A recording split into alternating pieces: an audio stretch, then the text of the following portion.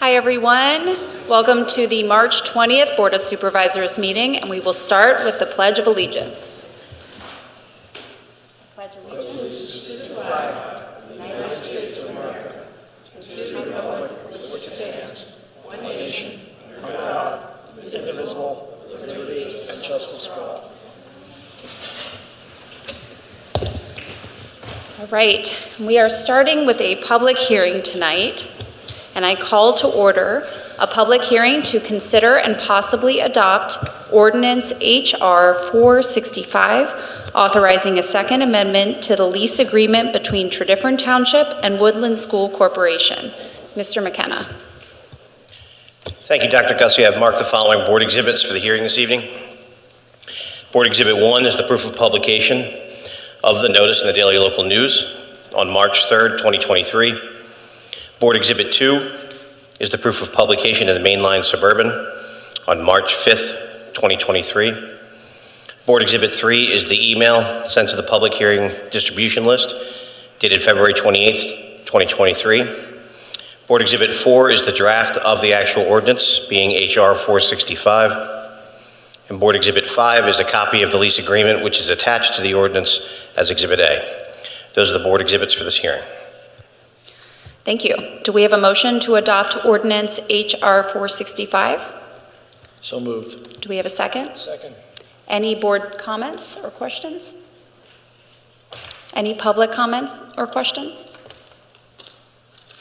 All right, hearing none, this is a roll call vote. Supervisor Miller. Aye. Supervisor Humble. Aye. Supervisor Holt. Aye. Supervisor Wysocki. Aye. Supervisor Freed. Aye. Supervisor Basker. Aye. And I vote aye. Motion carries. And I'm going to close the public hearing. Thank you very much. And I will call to order the public meeting. And we are starting today with some special acknowledgements, and I will turn things over to Supervisor Basker. Thank you, Chair Gussie. So we're actually starting with, that gives me great pleasure to be out here talking, because this is inside the Board of Supervisors liaison to the Library Board of Trustees, and we have an annual Library Heroes Award, which Nancy Talley, who is one of the members of the Library Board of Trustees, Nancy Talley, and I'd like to invite Anthony Ferris to come up and present the award. Thank you, Madam Chair, and members of the board, and members of the public, both in person.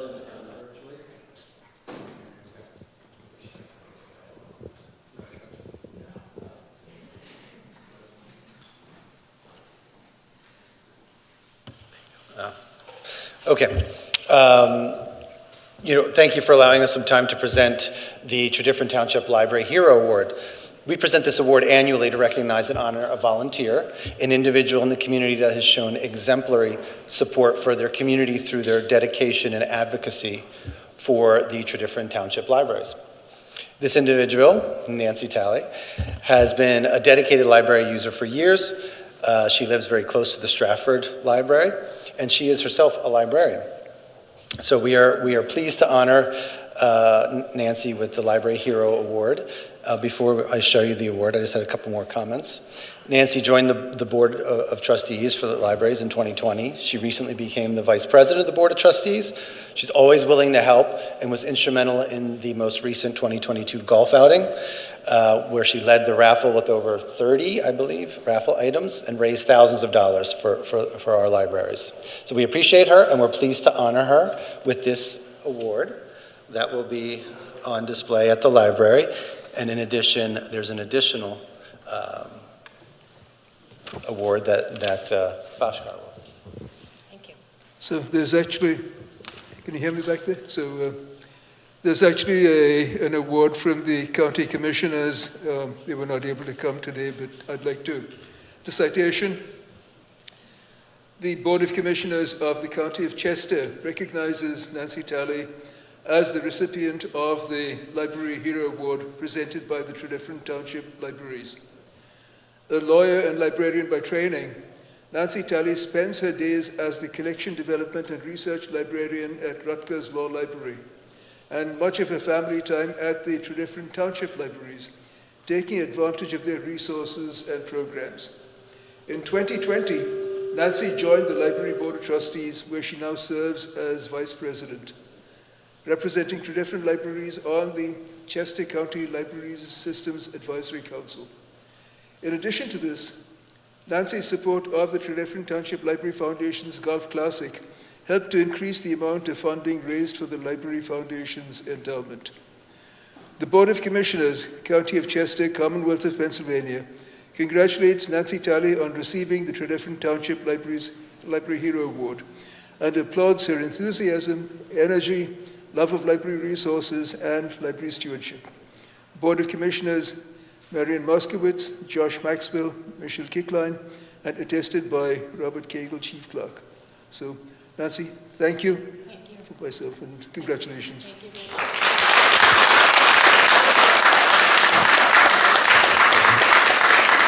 you all. Thanks.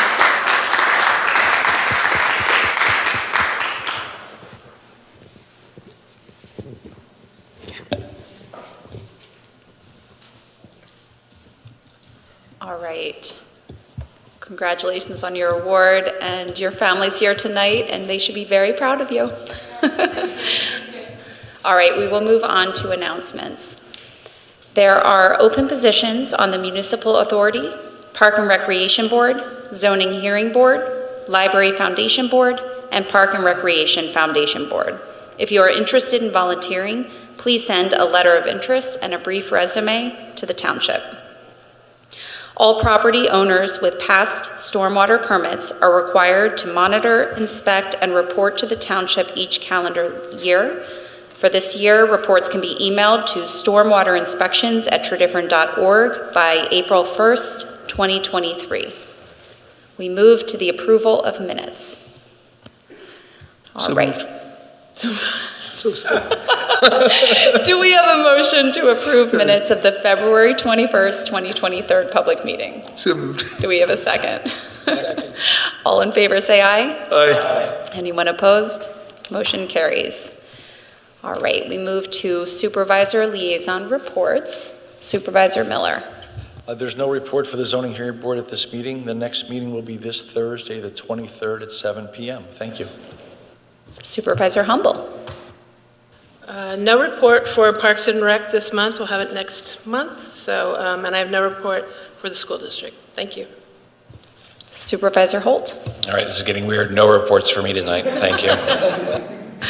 Supervisor Wojcicki. No reports for me either. The Planning Commission meeting was canceled.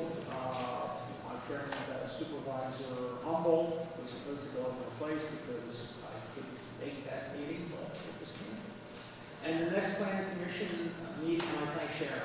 The next Planning Commission meeting is scheduled for Thursday, April 20th. Thank you. Supervisor Freed. So we're in opposite land today because I actually have a report.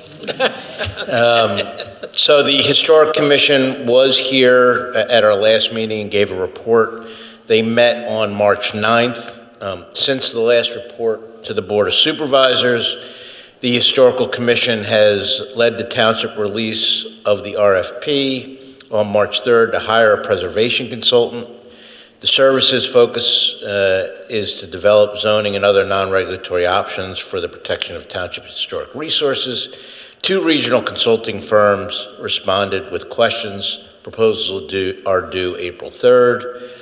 The Commission continues researching historic themes for the Township that will support evaluation of Township historic buildings. The Commission attended the Leadership Council of Chester County Historic Preservation Network with 43 other municipalities. The workshop focus was preparation for America 250 commemoration, the Sequencentennial. More information on county and local commemoration tourism will be forthcoming. And finally, the Historical Commission is working on a proposal to have associate members. Thank you. The next meeting is April 13th. Thank you. Supervisor Baster. So I will make up for the short presentations of the other supervisors, so I apologize for that. So the Library Board of Trustees met on Thursday, February 23rd, And as was announced earlier, there are 3 openings for the Library Foundation Board of Directors. And Valerie Green, the interim director, reported that there was a continuing challenge to fill open positions. The library visits, in-person visits, were up about 50% compared to 2022, but about 40% down compared to January 2020, which is just before the pandemic. Overall circulation is still growing, but down a little bit in terms of print materials. Electronic circulation continues to grow considerably. And the number of programs is down because of staffing, but attendance is up. And Willistown Township gave the libraries a generous donation from their American Rescue Plan funds, and the plan is to use that money to upgrade the lights and seating in the Paoli Library. So let me move on. The next library meeting will be on Thursday, March 23rd at the Paoli Library. This is something that's different. Usually in the past, the meetings were between Tredyffrin and Paoli, but for the last 3 years, they've been entirely at Tredyffrin. Before that, they were virtual. Now, moving on to the Environmental Advisory Council, that met on Tuesday, February 28th, and there was a presentation by the Chester County Disc Golf Association about a disc golf course, proposing a disc golf course in Tredyffrin Parks. And the EAC voted to write a letter to the Parks and Recreation Board supporting the creation of a 9-hole disc golf course in Mill Road Park to sort of coexist with the proposed bike park. I happened to meet separately with the person making the proposal afterwards, and I suggested that East Goshen Township Park was actually probably a great location for a disc golf facility just because of the way the park is, and it's not that far from here. And then Tredyffrin resident Sharon Eisenhower requested feedback from the EAC on an action to curb the noise and pollution of leaf blowers, which are 2-stroke cycle engines. And basically she talked about the fact that there are other areas in the country that had taken steps to limit that. And so anyway, excuse me a minute. So there's ongoing discussion about that. Bluebird boxes were installed at Wilson Farm Park on February 15th.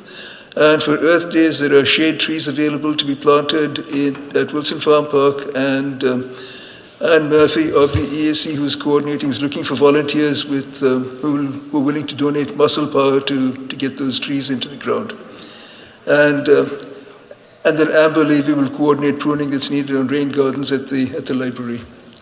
So one of the points of interest is that Ernie Falcone, who is of the Historical Commission and the liaison to the EAC, has talked about the fact that there are discussions about creating a database of heritage trees in the township. We have a lot of really wonderful trees, and it would be good to have a database of those trees. And then Tracy Viola discussed sustainable PA certification. This is one of those things where we are today is probably at the bronze level. And if we get a formal certification and then move up to the silver level, that probably makes it a little bit easier to get DCE grants and other grants for various things that we apply for. And the EAC is looking for a CHS intern. And by the way, we actually met in Keene Hall here, and in the past we met in the community room, and there was universal agreement that the acoustics here did not work for the EAC. So I've made a request to the township manager to actually move us back to the community room.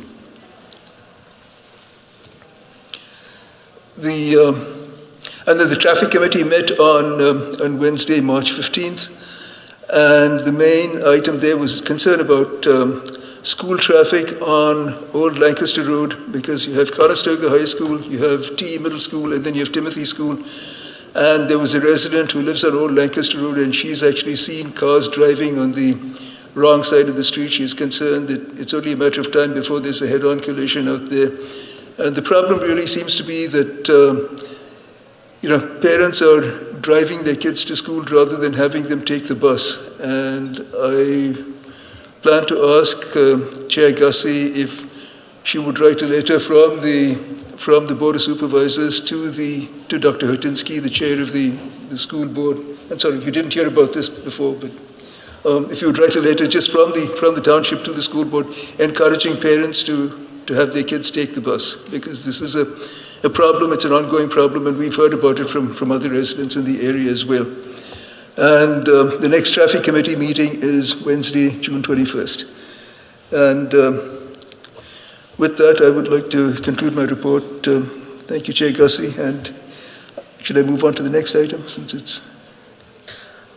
Yes, if you would like to go ahead and introduce the next item, that's great. So, Thank you. The next item is the Great Backyard Bird Count update. So, as you know, Tredyffrin is now a bird town, and in February, there's a worldwide event called the Great Backyard Bird Count, and Phil Whitmer from Birdtown USA is here to give us an update on the 2023 bird count. Thank you. Over to you, Phil.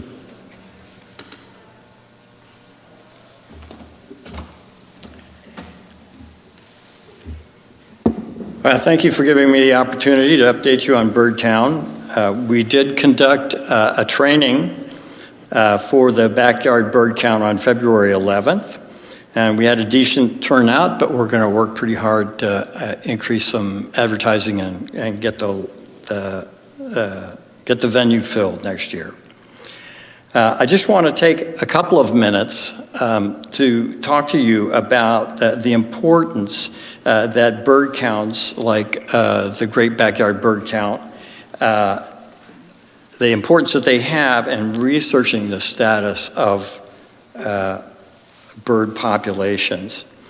And so all of the bird sightings from events such as Great Backyard Bird Count, the Christmas Bird Count, and many, many bird walks get entered into eBird, which is a database that scientists can use to look for patterns in bird population and bird migration. And so I think many of you will recognize this as a northern cardinal.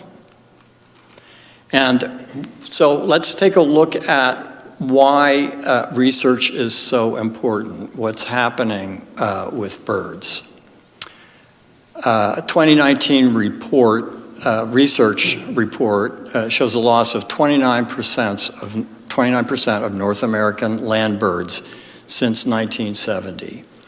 That's 50 years, and it's a staggering figure for the loss of birds. Of course, it's not universal across all species. Some species are doing better than others.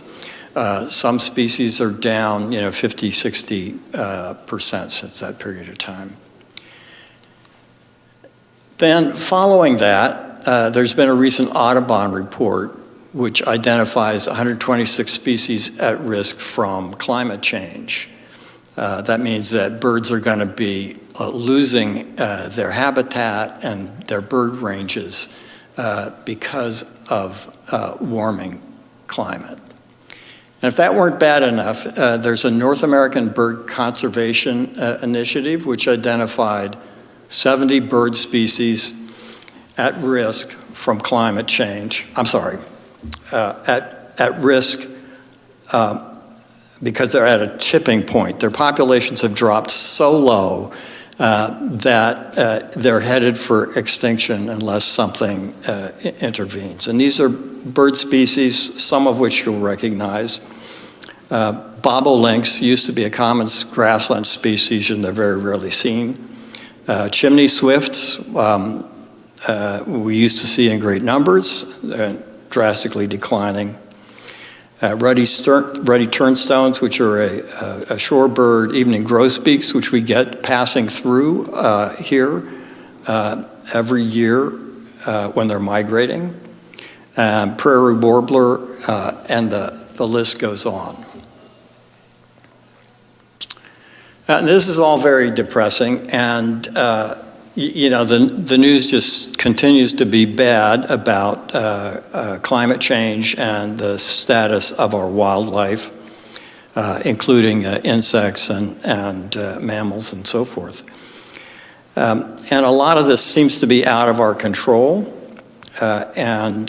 So there is one thing, though, that all of us can do to help ameliorate the situation. And that is to think native plants. And that's what really Birdtown is all about, increasing bird habitat by increasing the use of native plants. Did I skip? Okay, I'll get back to native plants. This is a tally, or partial tally, for 2023 from the Great Backyard Bird Count. And we can see from this list, and this is a global effort, we can see from this list that the highest number of species seen in this count was in Colombia at 1,317 species. That's a huge count. And if you come down to the United States, which is number 10, there were only 666 species seen. But you have to understand that's of about 800 to 900 species that are regularly seen in the United States. But the number of checklists, that's the number of individual people who were reporting bird counts, was 195,602, far and away the largest number.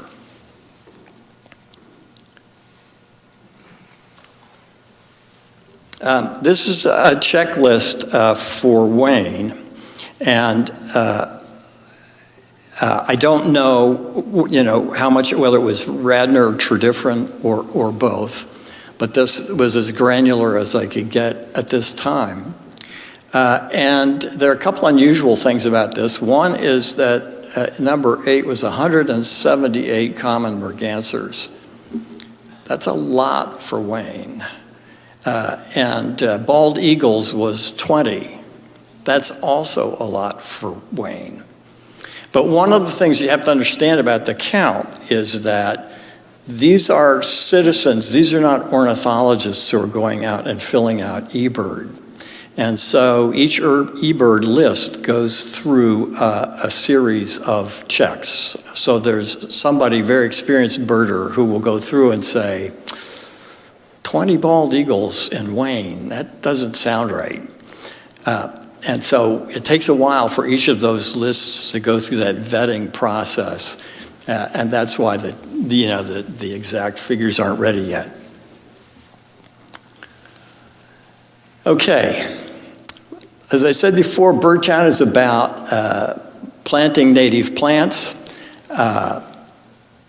And so please go out and plant native plants. Native plants are plants that evolved in this ecosystem, in this area. You might plant a plant from California that's native to California, but it's not native here. And so you really need to try to match the ecosystem to be able to rebuild habitat. And that's it. What I would mention about native plants, all of us can go, plant a native bush. We could plant a native tree or native flowers. If we can't do anything else, we could go plant an oak tree, which supports 557 species of caterpillars. And caterpillars, native caterpillars, the caterpillars that birds will recognize as food, are important because, like for instance, a chickadee couple will feed their youngsters in one clutch, that's one nest of 4 or 5 eggs, will feed them 5,000 to 7,000 caterpillars just for that one clutch.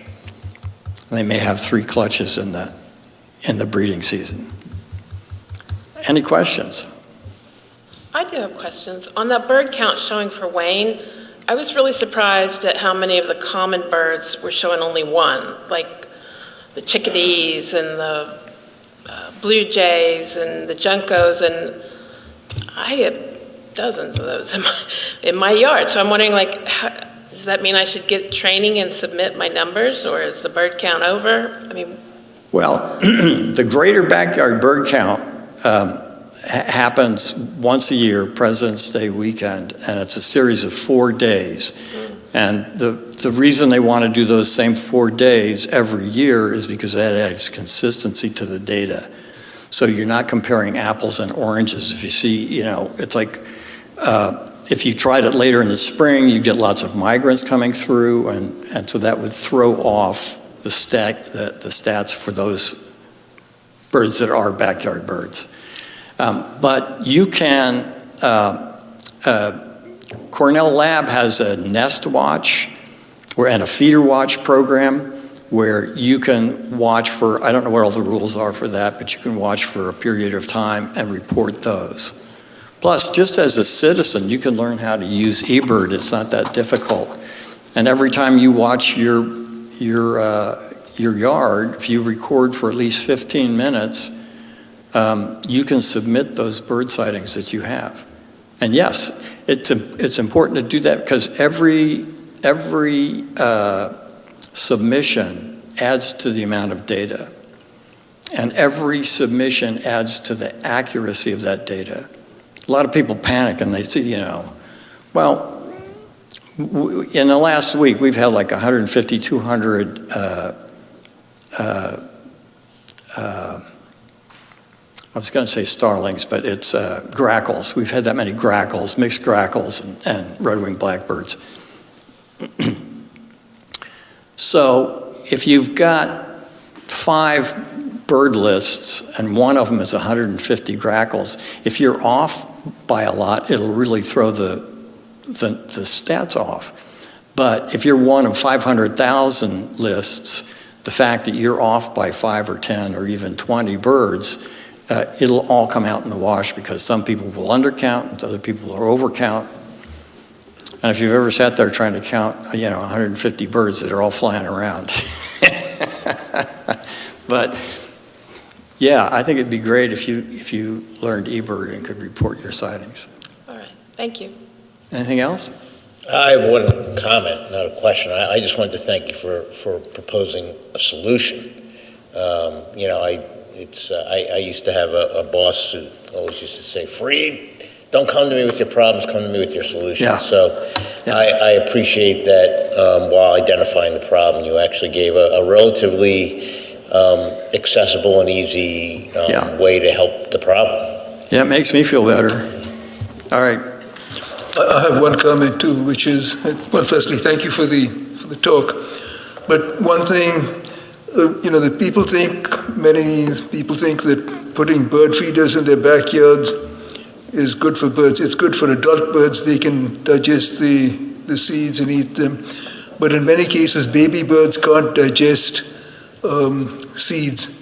So they really need caterpillars. So what you really need is to plant native plants that are hosts for caterpillars, or food for caterpillars, and then the birds can eat the caterpillars and then feed the little ones. Thank you. Thank you so much. Any other comments? Any questions from the public? Come on up. Just a quick couple of comments. Ray Clark here from Tredyffrin. First, to say that anybody who's watching this who wants to help plant native trees, support Open Land Conservancy, we're planting trees all the time. Big projects planned this year, so we can always use volunteer planting help and obviously monetary resources too. And on the bald eagles, my neighbor just told me 2 days ago they saw a bald eagle over Valley Creek flying off into Valley Creek Preserve. So we haven't seen that in our neighborhood before. Very exciting. Yeah, I actually took a picture of one in my backyard just like a few weeks ago. So I can share that with you guys if you're interested, right in my backyard. All right, any other questions from the public? All right, we will move to the motion to approve capital purchase of light tower for the sewer department. Mr. DeRocco. Thank you, Madam Chair, members of the board. This is light tower. It's $11,770. It's in the budget. similar, I think it's like the exact same model as the one we purchased last year, which we use quite a bit. So we're just looking to expand that. Happy to answer any questions. All right, do we have a motion? So moved. A second? Second. Any board comment? Any public comment? Hearing none, all in favor say aye. Aye. Anyone opposed? Motion carries.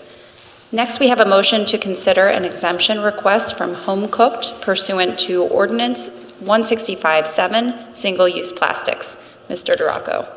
Thank you, Madam Chair. This is a request to extend time to comply with the ordinance. I believe the board has the request in their packets, so we're happy to answer any questions. You calling for a motion? Go ahead. Okay, so I'd like to make the motion as follows, which is that we grant Ms. Guarino of Home Cooked an extension, because I understand that the issue is that she purchased a year's worth of supplies in June of, I saw the emails, in June of last year, and you still have those. And that's a reasonable request to say, to use what you have in stock. So I'd like to make a motion that we give her and her operation till October 2023, or till the supply runs out, whichever happens to come first. And under the condition that you don't buy any more, and if you use up what you have, then just send a letter to the township saying you've used up your stock. So that would be my motion.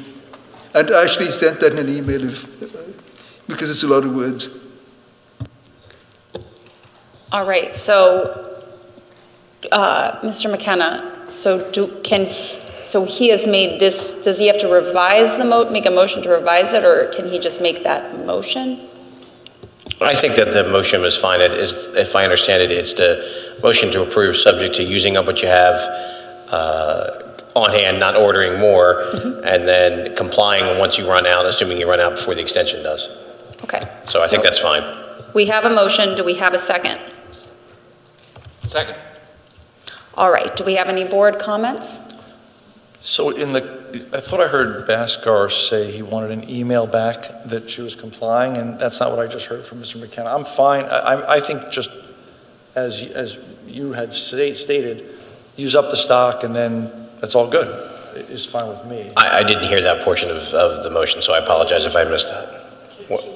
Communicated when it's used up. Yeah, that's fine. I don't know why she has to tell us. Do we?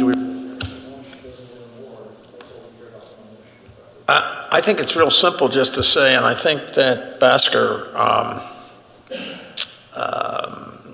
said it, it's the earlier of running out of your stock or October. Yeah. I think that makes sense. I'm in favor. So we're not going to have a notice requirement? Okay, good, okay. I'll withdraw that part of what I said. I did actually say that, but I'll withdraw that. So if we just make the motion till the stock runs out or till October, whichever comes first. Okay. Okay, any other board comment? All right, any public comment, or do you want to respond to that, or are you comfortable with the? I'm very comfortable with that. All right. Any other public comments? All right, hearing none, we will vote. All in favor say aye. Aye. Aye. Anyone opposed? Motion carries. All right.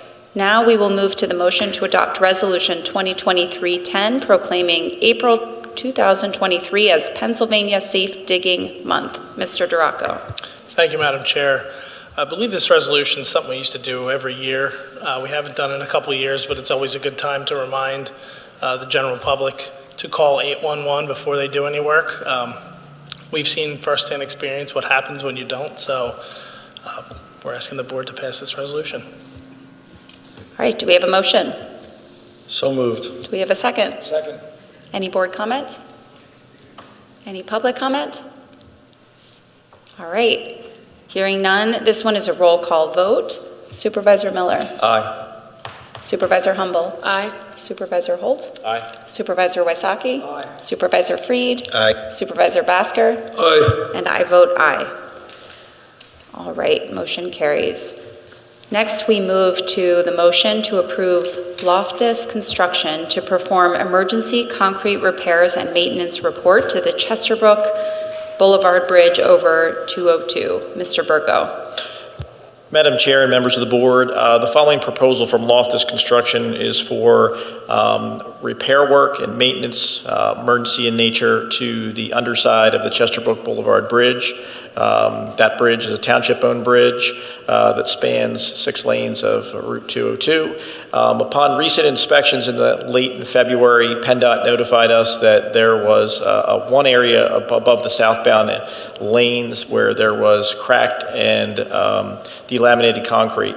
Some of that was loose, and with the potential for that to dislodge and come down onto traffic. So we're asking for this to be emergency repairs. We've reached out to a number of contractors capable of doing this work. It does involve lane closures for 202.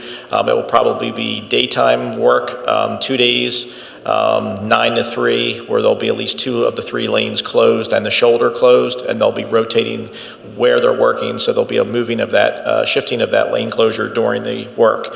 Loftus Construction was reached out to, as well as 6 other contractors. Several declined to submit any proposals, saying that they just didn't either have the time to do this or they just declined.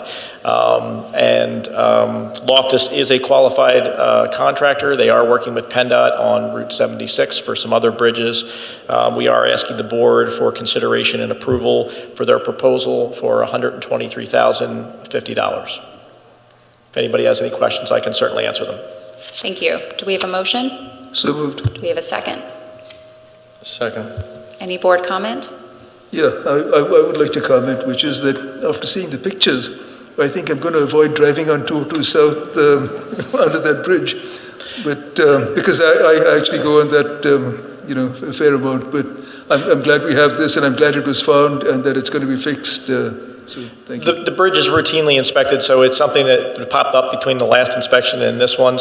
And there's no absolute, some of those cracked areas, it looks like some little chips of concrete had come off before. As part of this, we'll be looking at making some repairs to the waterproofing membrane that's in between the joint there as well, because I think there's some water infiltration. That bridge is a little different. There's 2 bridges that are kind of separated by Jersey barriers on the top. They're kind of together because it was added, the newer section was added on later than the original. So there's opportunity for salt and water to get down there. We're going to clean that out as well.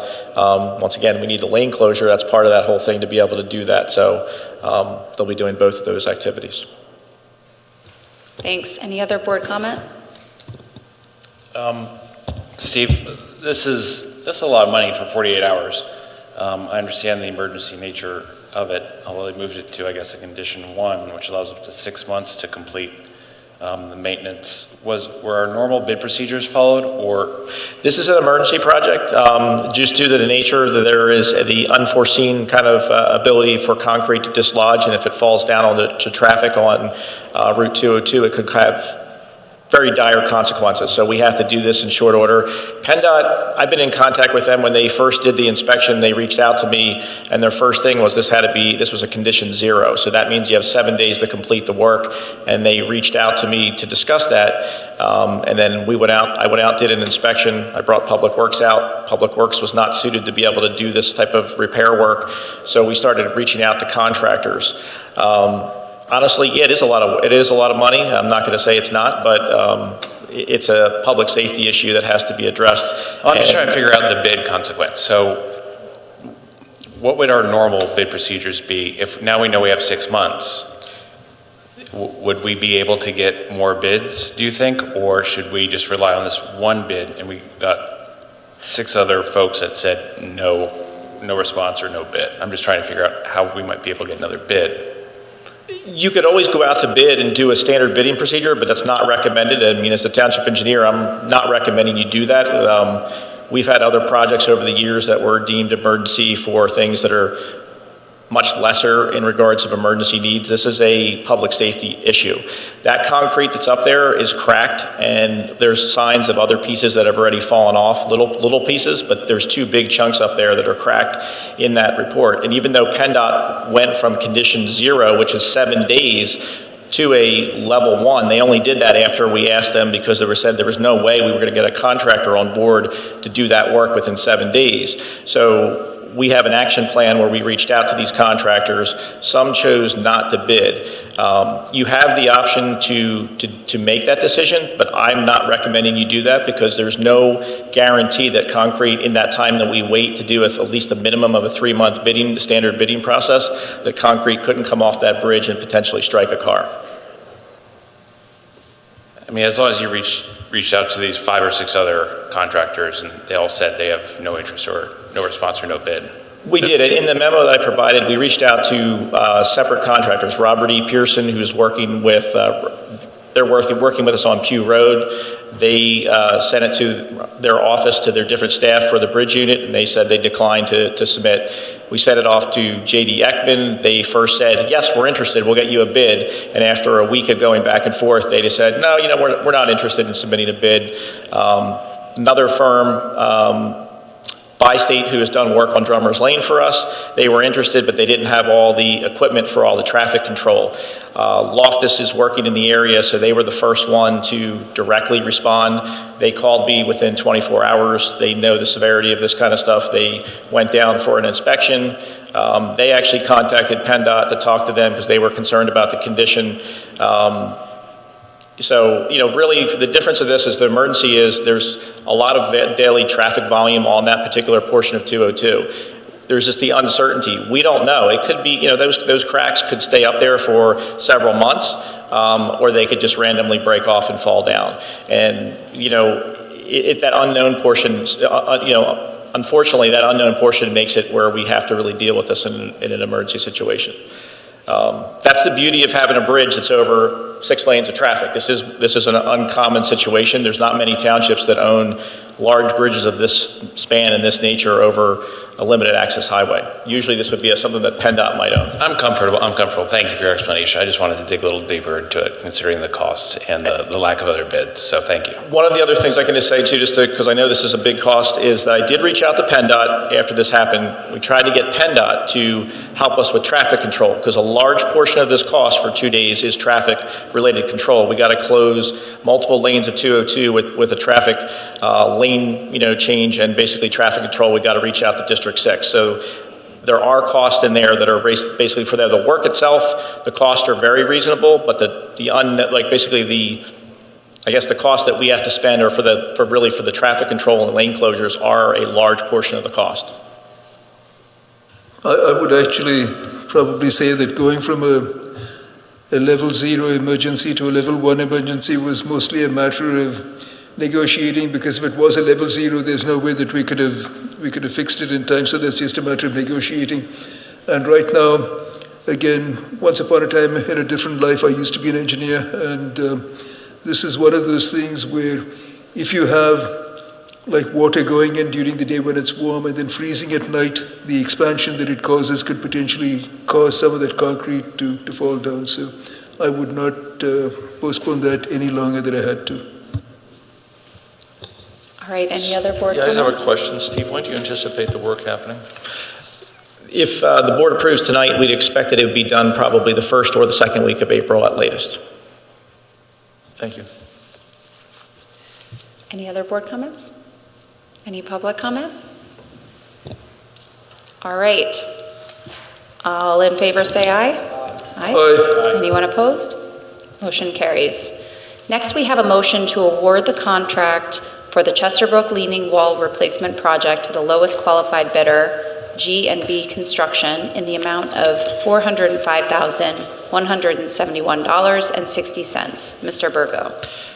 Madam Chair and members of the board, before you is a proposal for a contractor for G&B Construction Group out of Feasterville. They were our lowest qualified bidder for the project, for the Chesterbrook Leaning Wall Replacement Project. On March 3rd, 2023 at 10 a.m. Township did receive bids from qualified contractors for this project. 4 bids were received. G&B was the lowest. Roadcon Incorporated, Eastern Highway Specialist, and Mar Allen also bid. Their bids were substantially higher. We did work with our design consultant, Michael Baker. We did have a follow-up call with G&B Construction because we've never worked with them. We did do some reference checks as well. They are working on a culvert project, which is almost finished in Radnor Township. So we did talk to their township engineer and go over their experience with the same contractor since they are newer. We think that they're qualified and they can perform the work for us here on Chesterbrook Boulevard. And we are recommending the board for approval tonight. Thank you. Do we have a motion? So moved. Do we have a second? Second. All right, do we have any board comments or questions? How much money are we saving on this one? Because you said it's coming in under budget, right? This is under budget. We had $500,000 in the approved capital budget for this year, so they're coming in basically $405,000. So. Any other board comments? Any public comment? All right, hearing none. All in favor say aye. Aye. Anyone opposed? Motion carries. Next, we have a motion to authorize the Planning Commission and Chester County 247 review for changes to the saldo associated with the proposed woodland ordinance. Ms. McPherson. Thank you, Chair Gussie, members of the board. At the recommendation of the Stormwater Task Force and the EAC, the Ordinance Subcommittee has been working on this woodland conservation ordinance for a number of months. We've gone through a number of revisions up until last Thursday. So we are looking to have both start the review in the planning commissions. The woodland ordinance itself doesn't necessarily need to go to the planning commission because it is a standalone ordinance. Those reviews are typically for only zoning and saldo. We are going to be making a couple of kind of coordination changes to the saldo to incorporate the woodland ordinance. So that's why we're requiring these planning commission reviews. So I am recommending that the board make a motion to forward the ordinances for review. Thank you. Do we have a motion? So moved. Do we have a second? Second. Any board comment? Yes, I think the woodland ordinance is important because trees are really critical to the stormwater issues that we have in the township. And just on the roads that I drive within a mile of my house, if you draw a circle a mile from my house, in the last 6 months, there have probably been 120 trees that have been cut down. And most lately on I don't know whether Choppy Checker still lives there, but the property out there. And, there are people who've just cut down trees, and I don't know why they cut down trees. I had one neighbor who said he thought they looked messy, and not realizing that the trees are really help preserve save us from stormwater. So I would like to get this moving as quickly as we can. Thank you. Any other board comments? Any public comments? All right, hearing none. All in favor say aye.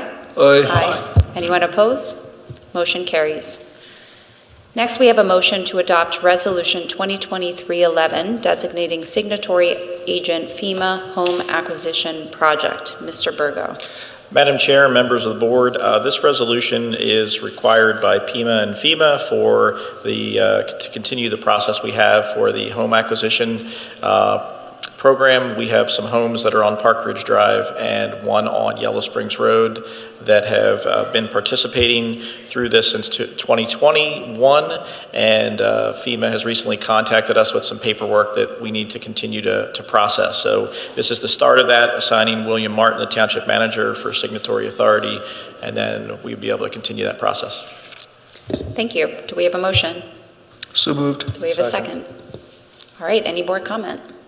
Yeah, I think this is, sorry, I'm talking a lot today, but this is something that I think is needed, and I personally have visited the house on Yellow Springs Road, and there was actually a wall of mud and rock that came down the hill, crashed through the front part of the house, went through their lower floor, carried their back, the sliding door of the back, carried it down the hill. You go into the house, there was mud almost up to the kitchen counter on the first floor. Okay, so this is something that, it's too bad that it's taken 2 years to get to this stage, but I really would like to get it moving along, because I think that this is exactly a perfect example of the kind of problem that we have in the township that we need to take care of with, trees and stormwater management and other activities. So I'm all in favor of this, moving this along. Thank you. Any other board comment? Steve, does it typically take this long? With FEMA, yes. And it's not done yet. This is actually just we're not done yet. We're not to the point where we have the paperwork ready for the homeowners to consider signing with the township. When do you think law should be in that position to get these houses purchased? I would like to think it would be this year, by the end of the year, maybe. That helps with the scale, thank you. I mean, yeah, we started with the first application in the fall of 2021, and then we did a second application under a different grant program that FEMA requested in 2022, and that was the one that was forward. The residents have been asking since July of last year, and it was supposed to be a 2 to 3 month review process as of July 7th of last year. That review process has not been completed yet with FEMA. So, it's really hard to figure out the time, especially with all the other natural disasters that go on throughout the country. Sometimes those staff get reallocated. All right, thank you. All right, any other board comment? Any public comment? All right, all in favor say aye. Aye. Oops, that was a roll call vote. We're going to start again. Aye. Aye. Aye. Aye. Aye. Aye. And I vote aye. All right. Next, we have a motion to adopt Resolution 2023-12 to authorize the disposition of public records as set forth in the Municipal Records Manual and in accordance with Act 428 of 1968. Mr. Duraco. Thank you, Madam Chair. As required by law, we list the documents that we are destroying. Small list this year, but it's included in the resolution. Happy to answer any questions. Thank you. Do we have a motion? So. Do we have a second? Second. Any board comment? Any public comment? All right, this is another roll call vote. Supervisor Miller? Aye. Supervisor Humble? Aye. Supervisor Holt? Aye. Supervisor Wysocki? Aye. Supervisor Freed? Aye. Supervisor Basker? Aye. And I vote aye. Motion carries. Okay, next we have a motion to approve engineering change order for Station Avenue Force Main project. Mr. Duraco. Thank you, Madam Chair. The request tonight for Brown and Caldwell is, I believe it's a little over $46,000. This is to help us truly identify the utility conflicts with realigning the Station Ave Force Main. So we're at a portion of the design of that project where we need to know exactly where those conflicts are and how deep they are, so that way we can complete design. Happy to answer any questions. Mr. Fitzgerald's here as well, obviously, to answer as well. Thank you. Do we have a motion? So moved. Do we have a second? Second. Any board comment? Any public comment? All right, hearing none. All in favor say aye. Aye. Anyone opposed? Motion carries. Next, we have a motion to ratify Pannoni proposal for a feasibility study at Mill Road Park. Mr. Duraco. Thank you, Madam Chair. This stems from last month's meeting. Staff went back and forth with both Simone Collins and Pannoni. We also, enlisted the help of our resident groups and our stakeholders that were key to making this decision. After quite a bit of back and forth, we landed on Pannoni mainly due to their timeline in getting this done. They have a 3-week timeline versus about 60 days for Simone Collins. So we're kicking this off on Thursday. We just are asking the board to ratify that tonight.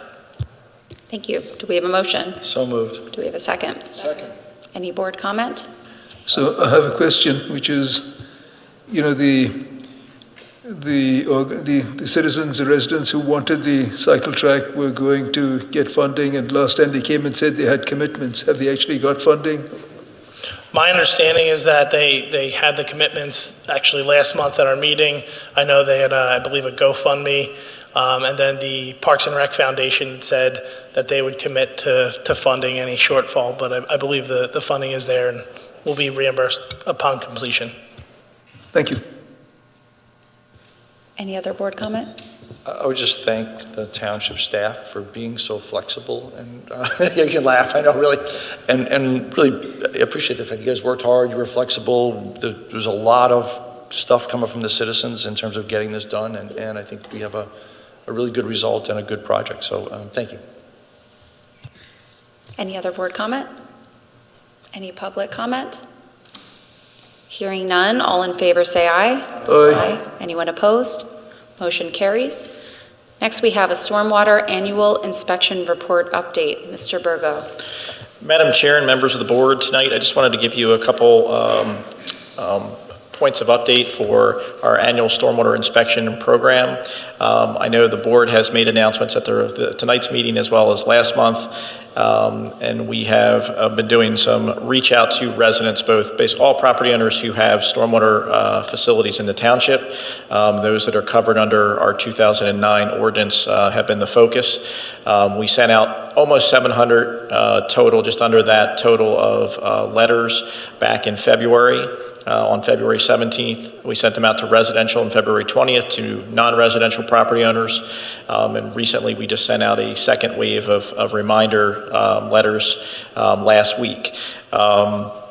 Basically, the township's required by our ordinance for operation and maintenance procedures to have residents and basically property owners in the township who install stormwater to routinely inspect them, both regularly inspect them, and then after big storm events to make sure that they're functioning the way they were designed and installed. It's important. Without that, those systems aren't doing what they're intended to. Downstream property owners, our streams, and the township roads and facilities may be impacted by runoff from those properties. So it's important. We've been doing this for the last couple of years. We've been actually sending notifications out, and this year, with the addition of some of our staff, recently we've actually had a lot of help in getting these letters out and putting advertisements on the township website, having the board do this. Gene Donahue actually helped us put it on Tredyffrin TV. We've had notices as well, so we're actively going after the property owners to remind them and to get them information as needed. We actually put a frequently asked question and answer section up on the township website. We created an inspection, two-page inspection document that residents can use for their residential properties. And so far, we're doing pretty good. We actually have gotten over 35% of residential returns as of today, this afternoon. So it was up since last week when we had the reminder, so that was good. We're still very slow for non-residential property owners, and we'll be doing some additional reach out to them over the next couple of weeks. Those larger property owners are really critical to make sure that they're inspecting and working on their systems, and so far, they're the ones that we've been having the most difficulty in seeing the responses on. But we are working on that, and deadlines are due, as you had said earlier, April 1st. We'll have a little bit of a period after that date, and then after then we'll be processing notices of violation. So we would encourage everybody to take a couple minutes, fill out their form and send them back to us. I know, and we would thank the residents who already have done that. There are a lot of them that have been doing that. So if the board has any questions, I can certainly answer it. Thanks for providing that update. Do we have any questions or comments? Any public questions or comments? All right, we will move on. Next, we have a motion to approve letter of support for application to by Berwyn Fire Company for the federal SAFER program. Mr. Duraco. Thank you, Madam Chair. We are asking that the board approve a letter of support for Berwyn Fire Company's SAFER grant application. My understanding is they filed it last Friday, which was the deadline. And the last time they applied for SAFER, the board wrote a letter of support, and so we're asking for that again today. Thank you. Do we have a motion? So moved. Do we have a set? All right. Any board comment? Any public comment? All right, hearing none, all in favor say aye. Aye. Anyone opposed? Motion carries. Next, we have a motion to authorize proposal for NW Financial Group LLC for a joint alternative revenue source study with Easttown Township. Mr. Duraco. Thank you, Madam Chair, members of the board. As part of the joint fire subcommittees that we have with Easttown and our relationship with them, one of the topics that we constantly discuss is revenue and future funding. And we just completed phase 1 study. We're now underway with phase 2. And what we're looking for in the future is, again, the need for increased funding for fire and EMS services. One of the ways to accomplish that would be an earned income tax. Easttown Township brought that to our attention, that they were potentially looking into an earned income tax. They're also looking and considering a fire tax solution as well. And so in the fire subcommittee, we discussed this, and we feel like that this is the time to join them. The total cost is $17,000, split 50-50 with Easttown, so our share would be $8,500. My understanding is that we'll get the results of the study within 45 to 60 days. I'm happy to answer any other questions that the board might have. Thank you. Do we have a motion? So moved. Do we have a second? Second. Any board comment? Yeah, so I have a question. So just to clarify, and again, my not being a tax person, the EIT proposal, such as it is, if it were to go through, would be something where people living and working in Tredyffrin would obviously be affected. People who are living in a town that has an EIT and working in Tredyffrin would not be affected, because it just means that we're getting a share of the tax they're already paying. And similarly, people doing the opposite would also not be affected.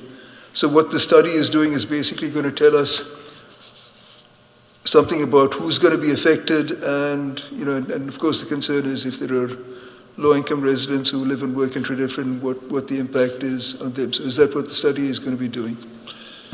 Yeah, my understanding is we're just the study's going to analyze all of that exactly. We have the true impact for Tredyffrin and Easttown residents are those ones that live and work within the township.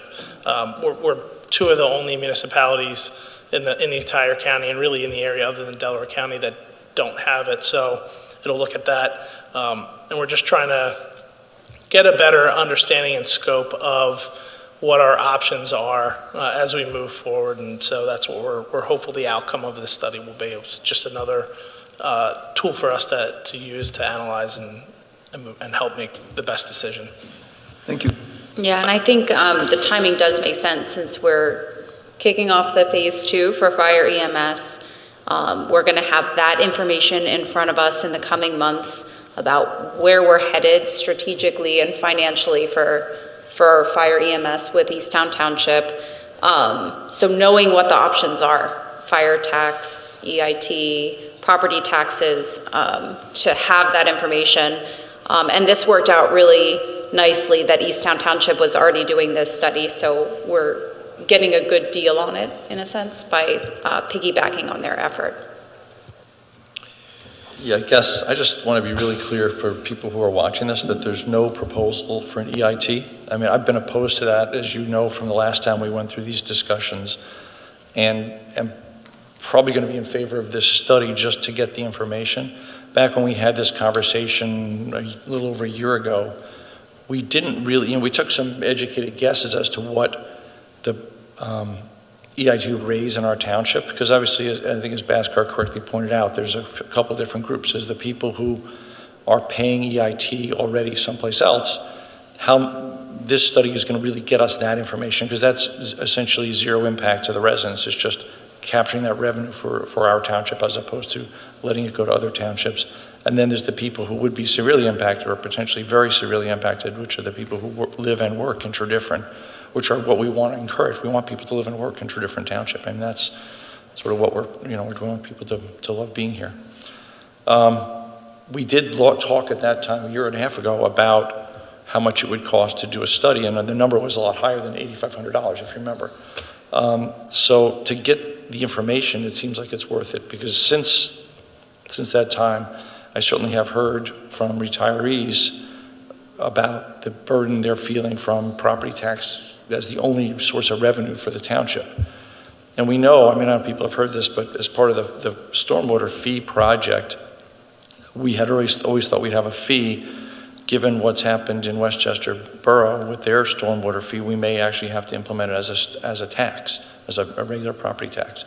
So this is information I think is worth having, but there's definitely not a proposal to put an EIT in place, and there's a lot of opposition, at least from at least one member, maybe other members of the board, for implementing something like that. So residents should just know that. This is just to get the data. Thanks.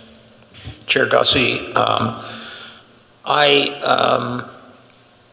I second what my fellow Supervisor Miller said. Bottom line is, we worked with rough estimates before, back of the napkin. You know, how's this going to affect our residents generally, the ones who live here, the ones who are paying the tax somewhere else? What funds may be available? And we're in a situation now and a time, as Chair Gussie said, where we can't go back of the napkin. We need to have real numbers based on real data. And that's what we're going to get here at a reasonable price. So again, I guess when we spoke about revenue choices before, I was a hard no on the EIT. But when we have an opportunity to get real data, real numbers that we'll be able to put up against our real needs for revenue, we should do that. So that's where I am tonight. Thank you. Any other board comments? Any public comment? I see we have a raised hand. Ms. Clark?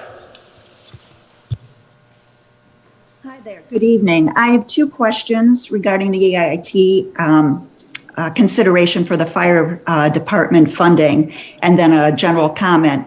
First of all, there's a reference that suggests in the backup data that perhaps the T school district may have made a request about this. I know it's been talked about many times, but has there been any specific request to re-examine the EIT from that was made to Easttown or directly to Tredyffrin?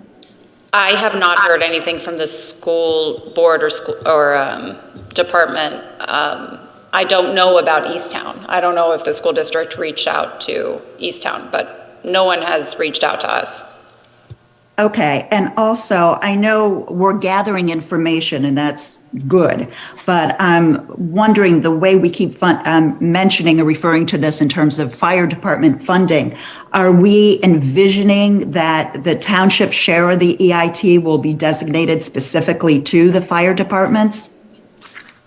No, I think the EIT, no, especially, no, I would say we would, yeah, I guess Mr. Taraco can answer it a lot more elegantly than I can. So I would say to the board that we would look at what the total revenue was going to be, and the way we would allocate it, Carol, is just, again, through the budgeting process.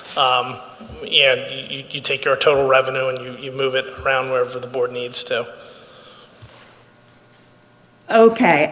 Just have a general comment about this because in the letter, backup letter, I didn't like the assertion that an EIT is equitable, sufficient, or stable for fire EMS funding. It sounded like there were some biases going into this to start from either Easttown side or the consultant side, and I think we need to be very careful because, as explained, my understanding is that the commercial properties and businesses and senior living communities are not taxed by the EIT. However, they utilize and benefit from the fire and EMS services, and we've been hearing repeatedly from our fire companies and EMS that they must make frequent visits to the retirement communities, and they have major issues with EMS reimbursements. So I don't think this was really an equitable funding scheme specifically for the fire departments and EMS folks. So with that being stated, I want to say overall, I'm not opposed to re-examining an EIT in general to understand what are the pros and cons, what are the total amounts of money, and be very careful to segment out in different boxes who's getting what funds. And to remember that EITs I don't think have to be the full like 1% of income, and we can adjust it by smaller amounts to start with.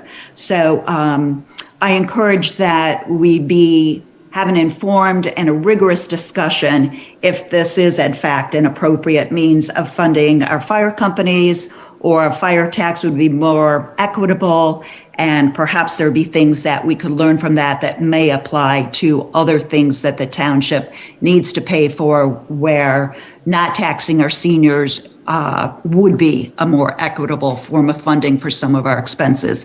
Thanks so much. So actually, may I just respond to that, Ms. Clark? Just speaking for myself here, I'm not voting for or against an EIT. What I'm voting for is the fact that we need data, and I fully get your point that the EIT can be, some appropriate percentage. But when we talked about funding for the stormwater last year, we were basically using, to make at least part of the decision sort of, back at the cocktail napkin numbers. And I think that this gives us real numbers, and that's the real value in this. So once you have real numbers, then you can make a better decision, and they will, when we come to a point in the future where we discuss what we're going to do, then we can talk about sources and uses of funding and what money is going to go where. Right now, I'm just seeing this as a way to get data. And I'll also add that I believe Easttown Township kicked this off on their end for multiple funding needs in their township. Fire and EMS is just one of them, but then we discussed it with them through our fire EMS group. That's how we kind of caught wind of it. So I hear you on that point. If this ends up being a viable option, there will be many discussions down the road. But right now, I think that it's very early to be weighing the pros and cons. I think it's gather all the data, and then we can figure out the best approach. All right, any other board comments? Any other public comments? All right, Mr. Clark. Just like to agree with the comments that this seems to be very good value at $8,500 to learn a lot more about like the sources, where the sources are. Certainly in comparison with the $65,000, which I think you just voted for the fire study, which really wasn't discussed very much at the time, which I was a little disappointed in anyway. Just a quick couple of questions. Would this have to be approved by a referendum if you went in that direction? I don't think so for the township. EIT is ordinance, so there's not a referendum. And can the school district, if the township implements it, the school district can then do the same thing again without a referendum? Correct. Right? They don't need the school district never needs referendum. Never needs any referendum in it. No, I think the school district does need it for if they were not the township's referendum. Sorry, that's what I meant. They don't. The township doesn't take a referendum for the school district. Is all I meant. Oh, correct. Yeah. Yes. Whether the school board itself and the district has to do a referendum, I have no idea. That's out of my league on that one. Correct. Yeah. Obviously, many implementation questions, but having the data is a good thing. So I support your decision on this. Thanks. Thank you. All right, I think we are ready to vote. All in favor, say aye. Aye. Can I just say something first? I just want to be really clear, because I'm opposed to an EIT. And you say, well, then, David, why would you spend $8,500? Even though it's cheap and a good deal for the data, right? And I think it's to answer the questions I get from there's a lot of residents in Chesterburg are retired, and I get a lot of questions about how can we, what can we do here? And this is, so for me, I'll just say, a lot of it is because I'm getting a lot of pushback from people on the property tax levels. It's mostly school tax, not township tax, because we all know our share is a very small piece of the whole, tax burden. But that's why I'm doing it. It's the cheap way to get the data to show people this. At least we thought about it, reasonably, and here's the result. Anyway, sorry. Go ahead. All right, thanks. We'll do it again. All in favor, say aye. Aye. Aye. Anyone opposed? Motion carries. All right, now we are going to move to escrows. And we have a motion to approve release 4 requests for Berkeley Townhomes LLC in the amount of $132,577.28. Balance remaining $100,592.38. Mr. Burgo. Madam Chair and members of the board, the release request before the board tonight covers a variety of work that's been completed, including erosion and sediment control, some stormwater management, a lot of concrete and paving work, as well as some lighting and other site-related items. They have been inspected by township staff and our inspector at Princeton Hydro, and we are recommending the release in the numbers identified this evening. Do we have a motion? So moved. Do we have a second? Second. Any board comment? Any public comment? All right, hearing none. All in favor say aye. Aye. Anyone opposed? Motion carries. Now we move to new matters. Do we have any board member new matters tonight? I do. Yes, Dr. Gussie, so I'm sorry. No, you can go first. So this is something that I promised a resident that I would mention at the board meeting. So the township staff, got a call from, they had a resident reach out, and the resident was concerned because they were looking out. Their property, basically, their house overlooks this rather large property. The large property was putting in solar panels, and the solar panels were basically not on the roof of the house, but on some green space that these people were looking out at. And the resident was concerned about that. Township staff basically went out, looked at it, and the panels are basically being put up completely in compliance with all of the township requirements and regulations, setbacks and whatever else are needed. And so the resident was concerned, called me and said, what can you do? I went out and looked at it. And so yes, there is, where there was an open green space, there is a frame going in for where solar panels would go.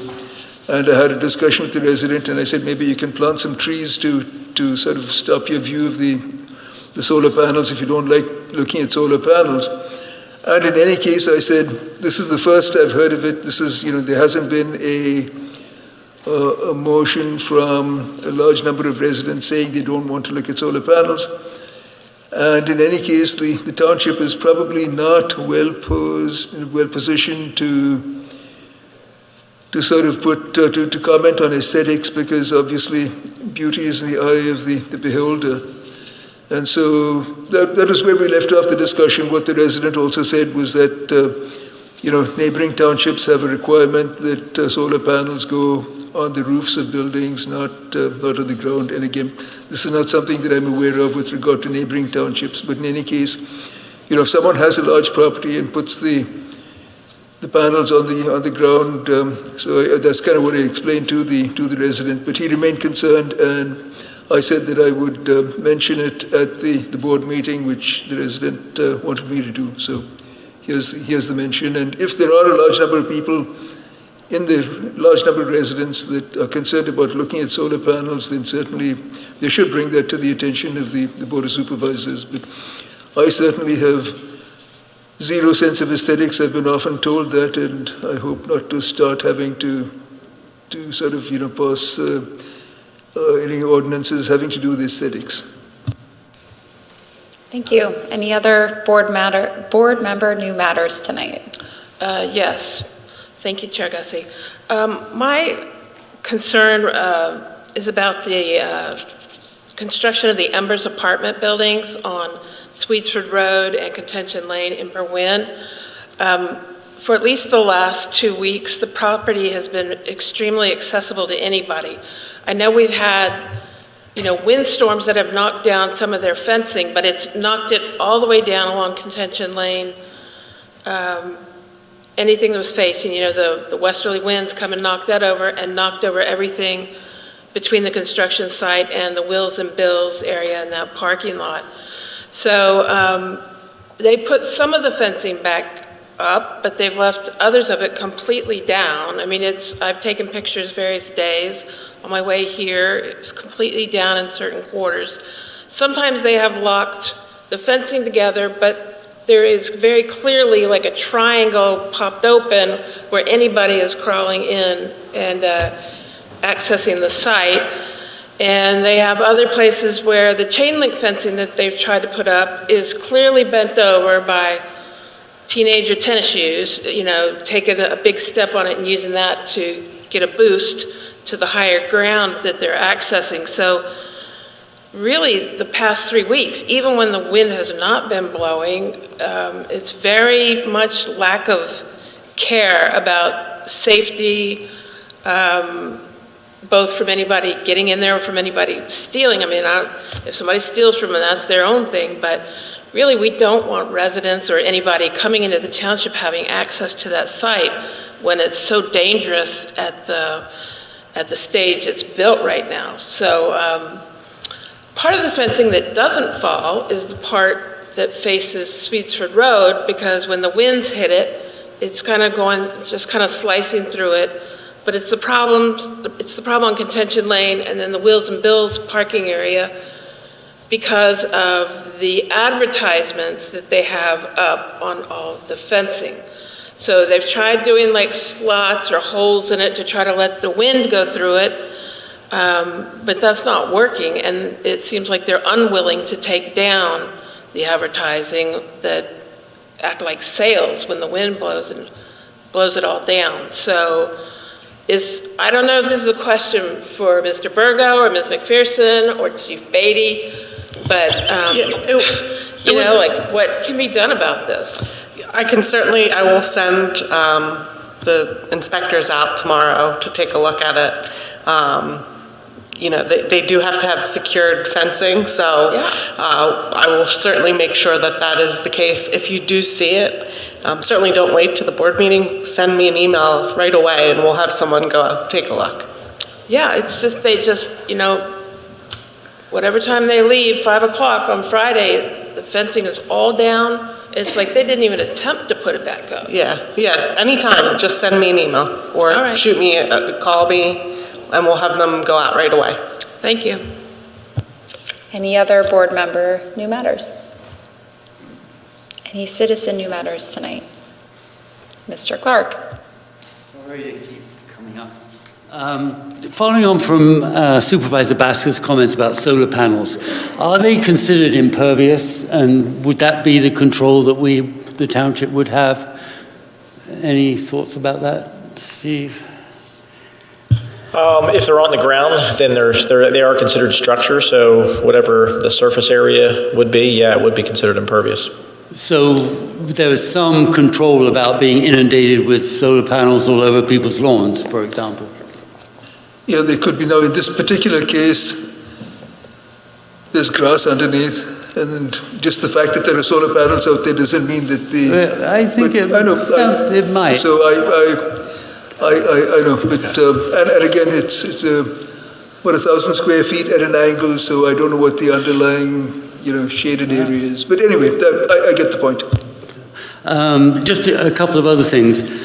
Just a couple of hours ago, I heard that Open Land Conservancy was awarded a really big grant from the Valley Creek Trustee Council, and there are lots of people to thank for that, but including the Board of Supervisors and Township Engineer Steve Burgo, $100,000 for a very big project in our Lorimer Preserve from the Valley Creek Trustee Council. So thanks for your support on that. And a question for the Superintendent of Police. The report shows that traffic arrests in February basically nearly doubled from last year. And I'm just wondering, is that people rushing to get back into the office, or any sense of what's going on there? It has a lot to do, yes, volume of people commuting back into the offices through town. Anybody can see the traffic has definitely increased dramatically with the, people getting back to work. Also, it's just a factor of we're trying to be out there proactive and take enforcement action when we can. Okay, so it's like both a supply and demand kind of a part of that equation. I mean, that's a big increase, and interesting to hear what's going on. Thanks. Madam Chair, can I just respond to one issue? And I keep hearing about Supervisor Bhaskar referenced the solar panels, and now there's been a few comments about it. I almost feel obliged to say, I understand the aesthetics part of it, and maybe we need to look at our regulations, and maybe we need to look at things. Obviously, as everyone knows, this township has always been opposed to anything like a harb or anything like that. But I also want to say that we have had many discussions about the importance of energy sustainable.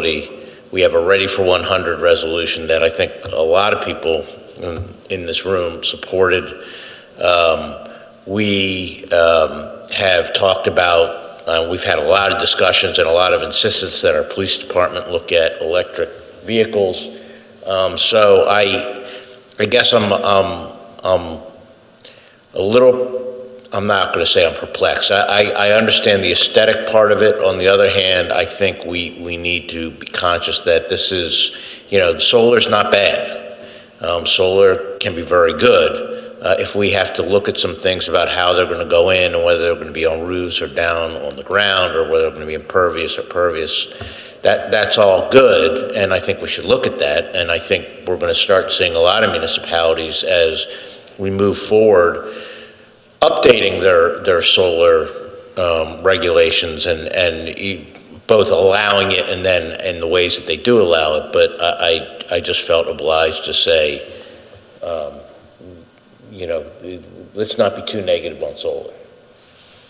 Yeah, Mark, I'm glad you spoke up. I was going to just let it go, but I think I would go so far as to say, I have zero tolerance for the aesthetic argument. When I have solar on my roof, solar is the way the world is going. You all are complaining about stormwater.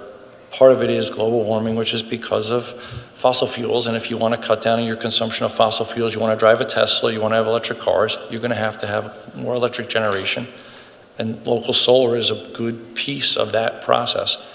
So, I agree, we're going to have to update our codes and make Tredyffrin a solar-friendly place to be. That's just how it has to go. All right. Oh, looks like we have another comment. So I certainly wouldn't want anybody to think that I was against solar panels with my comments. It's always a balance, right? Because you put in a field of solar panels, you could get generated point discharge of stormwater, which is against, the real benefit you're trying to get with more electricity use and less global warming and so on. So everything is a balance. So, thanks. Yes, bottom line is we gotta take a look at our ordinances, put them on the roof, that's great. Put them on your open land, you got a whole other issue. We don't need that. We don't need I have no time for the aesthetics. Maybe I don't either. Some folks do, and that's okay. We just got to look at our ordinances, and maybe we want to be in the lead, or maybe we want to see what other townships are doing. And like we are trying to do in some areas here, in different ways, catch up, and in other ways be in the lead. Take a look at our ordinances on this and fix what has to be fixed and be solar friendly, but have the right regulations. That's, I think it's pretty simple, so. All right. Any other citizen new matters tonight? All right. Our next meeting will be April 17th, 2023. Do we have a motion to adjourn? So moved. All right, that concludes our meeting. Good night, everyone.